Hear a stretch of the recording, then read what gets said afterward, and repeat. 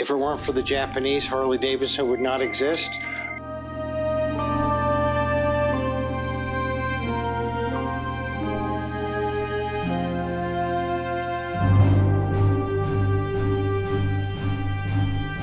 I don't think they would have made it past the introduction of the knucklehead days.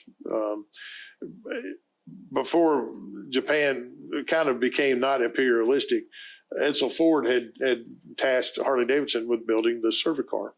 Well, according to legend and according to TV, the story of Harley and the Davidsons, Edsel kept changing the design and wanted to market the Servi-car for himself as a Ford, then build it and Ford market it.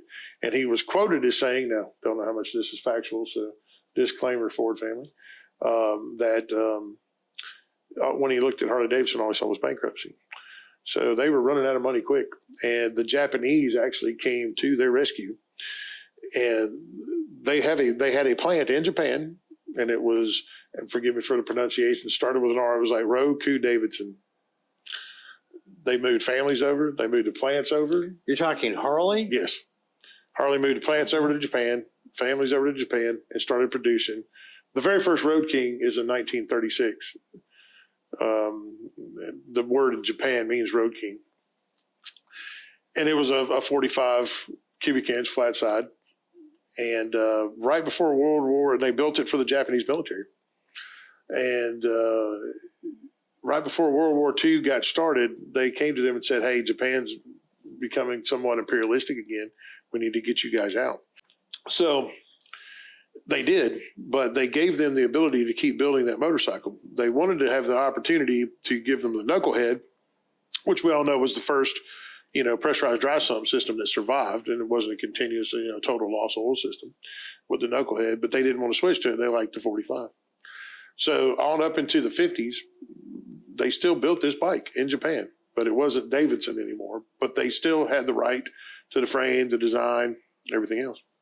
And all of this is Googleable.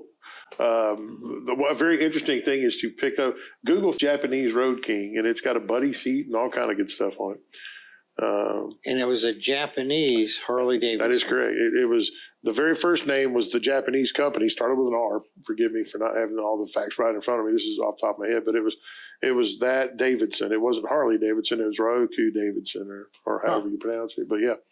So if it hadn't been for the Japanese giving them that money to keep going and the plant going there to build those motorcycles, I think that probably Harley-Davidson might not have survived the Depression, and probably would have not survived at all. So everybody, well, not everybody anymore, but many people know that AMF bailed out Harley-Davidson. Yep.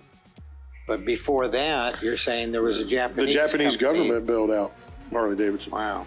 Well, that's a very interesting story, and I'm probably going to spend some time on Google reading more about it. Thanks for sharing that.